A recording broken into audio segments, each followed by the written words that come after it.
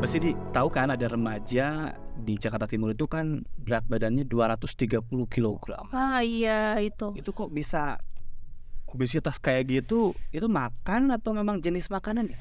Nah, kalau itu kan kita harus, mendalami dulu ya, dia tuh kenapa. Tapi, kalau misalkan menurut beritanya yang dibaca itu dia obesitas itu 10 tahun terakhir. Bisa jadi emang, dia itu makanannya yang tidak seimbang, sering jajan-jajan tuh anak-anak biasanya yang manis-manis, bisa juga karena dia berlebih berat badannya, bisa juga, jadi males aktivitas fisiknya. Tapi ada juga kasus Nah, di kasus yang lain ya, heeh. katanya ini kan anak yang pakai susu formula itu justru bisa berpotensi obesitas. Ah, iya itu biasanya itu terjadi sama ibu yang tidak memberikan ASI eksklusif dan ekonominya rendah. Biasanya seperti itu. Jadi dia memberikannya susu kental manis.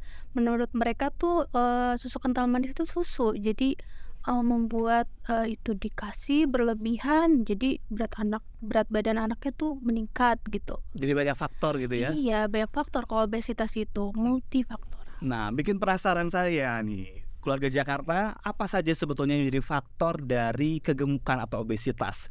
Kita akan bicara banyak tentang obesitas karena kalau dilihat dari data SSGI tahun 2022 saja menyebutkan angkanya terus meningkat.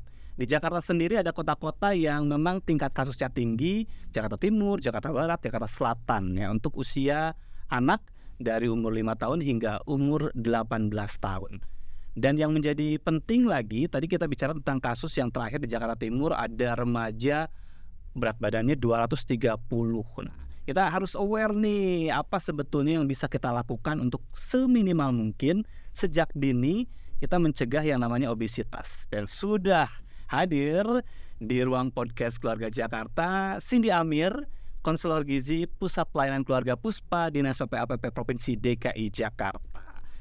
Kalau obesitas, Mas Cindy, itu ukurannya, ini kita dewasa dulu ya, saya lah misalnya. Ah, Ini aja tuh udah obesitas nih, apa? kenapa Mas Ajat bilang Mas Ajat tuh Iya obesitas? enggak, supaya tahu aja apakah saya sudah obesitas atau belum gitu. Oh, Ukurannya apa? oh gitu, ukurannya apa ya? Untuk mengetahui, anak atau dewasa gitu ya, dia obesitas apa enggak harus ada data tinggi badan sama berat badannya. Itu mengukur kalau misalkan anak-anak itu diukur pakai kurva, berat badan, Iya. pertumbuhan berat badan, itu harus ada tinggi badan sama berat badannya. Kalau misalkan dia di atas, 2 standar deviasi atau di atas 2 tulisannya itu sudah warning, udah obesitas. Kalau misalkan, dewasa, dia obesitas itu apa enggak, kita bisa, menghitung pakai indeks massa tubuh. Nah itu, berat badan per tinggi badan, dalam satuannya meter kuadrat. Itu dihitung, nanti kalau misalkan di atas 25 kilogram per meter kuadrat, itu sudah obesitas. Jadi kalau ukurannya, kalau saya nih laki-laki Heeh. biasanya permasalahan orang dewasa tuh buncit. Apakah itu juga termasuk ciri-ciri? Nah, itu obesitas sentral ya namanya ya. Obesitas sentral itu penumpukan lemak yang ada di bagian-bagian tertentu, contohnya perut. Nah, itu bisa menjadi salah satu ciri-ciri obesitas, tapi dilihat lagi, berdasarkan tinggi badan sama berat badannya. Baik, jadi cara menghitungnya adalah tinggi badannya berapa, berat badannya berapa. Dan itu berlaku untuk anak dan juga dewasa. Iya, berlaku untuk anak dan dewasa, tapi untuk menentukan anak tentu ada kurva pertumbuhannya, bisa dilihat nanti. Baik, tapi kalau bicara tentang remaja, ini kan banyak kasus yang sudah ditemukan itu usianya remaja. Katanya sih ini dipengaruhi oleh pola asupan gizi anak-anak. Seberapa benarkah itu? Ya, saya nanya dulu nih ke Mas Ajat, anak-anak sekarang jajannya gimana sih? Jajannya banyakan yang instan ya. Ah, instan, manis-manis, Manis, oke boba. ya. Mas Ajat sendiri suka boba nggak? Kebetulan saya enggak sih Ah, kalau yang itu. manis, terus yang, berlemak, yang pedes-pedes itu kan pasti ada lemak ya kan, ada minyak yang banyak. Nah, itu anak-anak kan suka kayak gitu, terus banyak juga karbohidratnya. Nah, itu penumpukan-penumpukan yang intinya sih manis itu. Iya. Heeh, anak-anak itu suka jajan manis. Itu faktor utama dari, kenapa anak-anak itu bisa menjadi obesitas.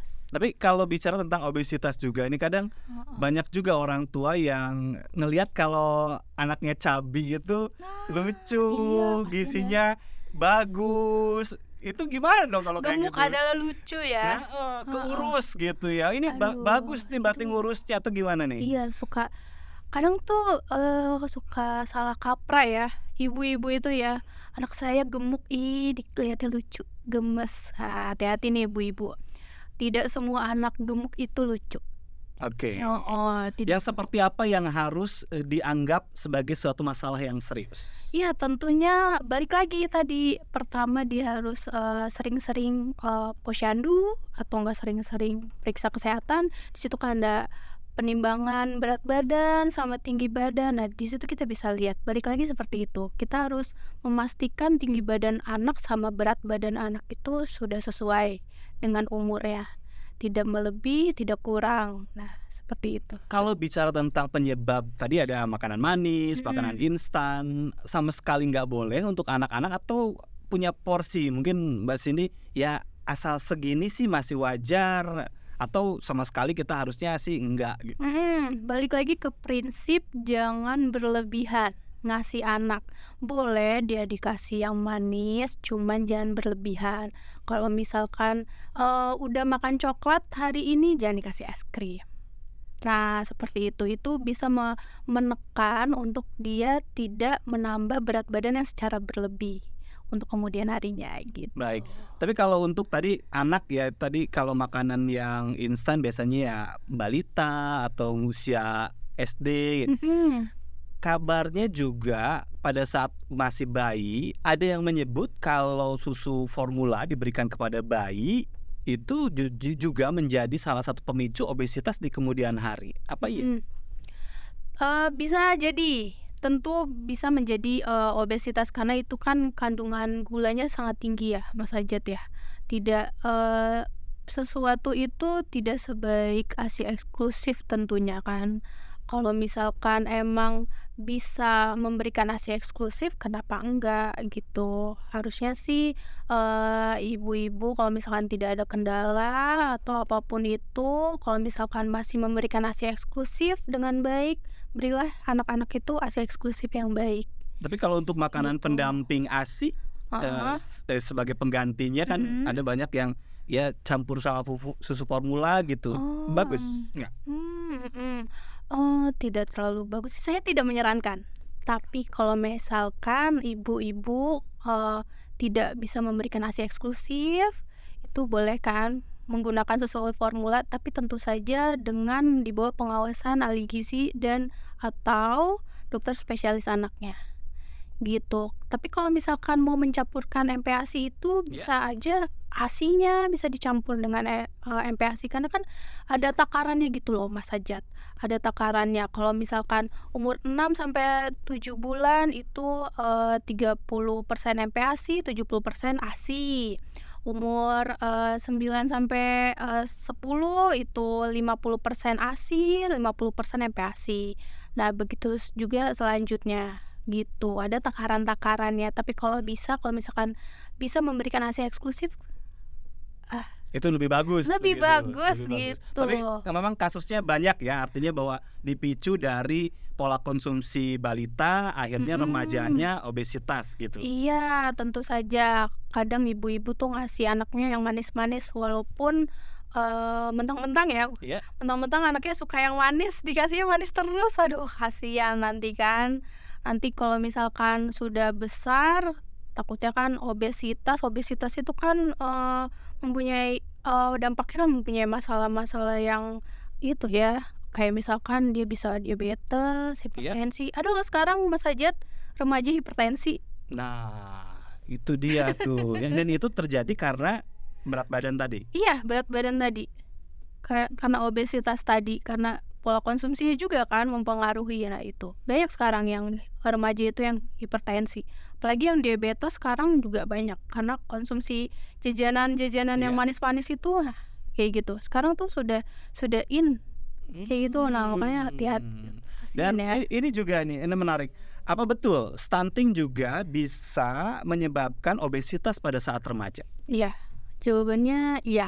karena anak stunting itu kan pertumbuhan dan perkembangannya terganggu ya Mas Ajat ya. Nah dalam tubuhnya itu masa metabolismenya itu tuh terganggu juga. Dari metabolismenya terganggu, hormon-hormonnya juga terganggu. Ada hormon yang mempengaruhi perkembangan metabolismenya itu. Nah itu tuh kayak oksidasi lemak yang menurun. Nah itu tuh dia terganggunya pemecahan lemak dalam tubuhnya. Jadi apapun yang dikonsumsi anak-anak stunting yang Iya. tinggi lemak itu tuh tidak dicerna dengan baik di dalam tubuhnya dan itu bisa menimbun di dalam tubuhnya. Nah, itu bisa menyebabkan obesitas pada Baik. anak-anak. Saya kembali ke tadi pola konsumsi yang kadang apakah ada kaitannya kita sering makan enak ya? Karena kalau kita lihat kasusnya ini kan tadi ada banyak yang obesitas itu sebetulnya sih kelas menengah ke bawah ya atau secara ekonomi begitu kan biasa-biasa aja. Apakah ada kaitannya atau sebetulnya memang tadi kebanyakan karena kelas ekonomi ya makanannya banyakan karbo gitu. Ya, gini ada istilah nggak sih Mas Sajat kayak makanan sehat itu mahal. Makanan sehat, iya, Ya nggak? Bener nggak? betul. Sekarang pesen yang sehat-sehat tuh kok mahal gitu ya. Kenapa makanan sehat itu mahal ya nggak? Terus juga sekarang tadi kaitannya juga makanan yang enak. Makanan yang enak menurut Mas Sajat tuh apa sih kalau anak-anak jajan itu? Ke restoran cepat saji. Oh nggak jajan-jajan pinggir jalan tuh. Oh enak-enak kan? Betul. Kayak susu es coklat. Iya. Terus Di festival-festival itu banyak iya, banget. banyak banget. Nah itu tuh banyak yang manis-manis. Makanya kenapa tadi bukan karena sosial ekonominya doang yang mempengaruhi, karena sekarang semakin bertambahnya tahun, masa zamannya juga berubah ya Mas Hajat ya. Makanan enak itu pasti yang kayak gitu. Iya. Iya, yang membuat anak-anak tuh obesitas. Kadang ada kasus Mas Hajat, ada anak dia itu sukanya yang minum manis-manis saja. Dia nggak mau tuh minum air putih. Ini kebiasaan mungkin ya. Iya, kebiasaan dari ibunya. Karena waktu kecil mungkin karena dia nggak mau rewel kali ya anaknya, jadi suruh jajan. Jajannya misalkan jajan-jajan yang manis-manis, minuman manis. Nah, itu salah kaprah juga itu tuh. Mendidik anaknya seperti apa. Jadi makanya peran orang tua, ibu, terutama ayah ya, yang bisa memantau status gizi anaknya untuk tidak terjadi obesitas. Baik. Tuh. Sekarang bagaimana cara kita untuk bisa mencegah obesitas? Untuk siapa nih? Untuk ya anak remaja lah. Untuk anak remaja ya. Dimulai pertama dibiasakan sarapan. Sarapannya apa? Kan tadi kalau sarapannya nasi doang mungkin juga nggak cukup ya atau gimana? Tentu sesuai dengan gizi seimbang dan isi piringku yang ada karbohidrat, protein, lemak. Nah itu apapun itu yang penting anaknya sarapan. Sarapan itu yang pertama. Yang kedua bisa ibu bapaknya bisa membawakan bekal untuk anak-anaknya ke sekolah biar dia tidak jajan di luar, mengurangi jajan-jajanan juga kan. Nah ibu bapaknya juga bisa tahu nilai gizinya. Oh hari ini sudah tercukupi dengan baik anaknya itu. Kemudian biasakan aktivitas fisik. Nah sekarang tuh sedentary itu ya. Jangan mager atau ya kebiasaan aktivitas di rumah dengan sekali-sekali lah. Ya, dengan keluarga tuh harus bikin lah kegiatan-kegiatan. Sekali-sekali lah olahraga, jogging tiap minggu gitu kan. Kalau enggak sehari itu adalah 1 jam untuk beraktivitas fisik. Aktivitas fisiknya bukan nyapu ngepel ya Mas Ajat ya. Olahraga ya. Iya. Kadang orang tuh ngiranya saya udah nyapu ngepel nyuci. Iya itu aktivitas fisik tapi itu bukan olahraga. Itu bukan olahraga. Tambahin lagi aktivitasnya kalau kayak gitu. Sarapan, bawa bekal, aktivitas fisik. Ada lagi? Kurangi yang manis-manis tentunya. Kurangi yang manis. Iya. Tapi sekarang gimana caranya kalau sudah obesitas? Kalau udah ada penanganannya? Iya, kalau misalkan ngasih diet kan masa pertumbuhan kurang bagus ya, Mas Ajat ya. Iya, masih remaja. Iya, masih remaja, masih proses tumbuh kembang gitu kan. Yang pertama, kita nggak perlu ganggu gugat apa yang dia makan. Maksudnya 3 kali sehari, pagi, siang, sore, jangan diganggu gugat itu, jangan dikurang-kurangin, jangan dilebih-lebihin. Tapi kita bisa memodifikasi makanan yang dia konsumsi. Kayak misalkan dia suka yang manis-manis, coklat-coklat, nah itu dikurangin. Oke. Nah, dari situ pertama itu modifikasi makanan. Yang kedua, jangan lupa berolahraga. Seenggaknya ajaklah anak-anak untuk jalan sehat pagi-pagi, atau enggak setiap sore diajakin main, ngenalin anak-anak, terus ajakin lari-lari atau apapun itu. Baik. Ini yang harus dicatat ya. Artinya kita harus sudah mulai sadar tuh antara perbandingan tinggi dan berat badan.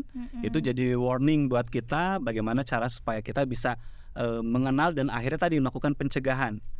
Poinnya banyak banget yang di-mention sama Mbak Cindy ini. Kurangi yang manis. Iya, jajanan sekarang ya, baik yang manis-manis. Setuju banget. Dan saya juga harus mengurangi itu kayaknya ya. Iya. Baik, terima kasih Mbak Cindy. Dan untuk keluarga Jakarta, kalau mau nanya-nanya, berkonsultasi seputar gizi anak dan remaja, Anda bisa menghubungi puspa.jakarta.go.id. Bisa langsung juga nanti ke Mbak Cindy ya. Boleh Untuk konsul. lebih jauh lagi, karena memang setiap orang mungkin punya kasus yang berbeda, punya pola makan yang berbeda, asupan yang berbeda setiap harinya, yang butuh dikonsultasikan, silakan aja Anda kunjungi puspa.jakarta.go.id. Kita akan berbincang dengan tema-tema menarik lainnya dalam kesempatan berikutnya. Jangan lupa ya, jika ini penting, Anda harus share videonya, like dan subscribe YouTube-nya. Terima kasih, sampai jumpa. Terima kasih.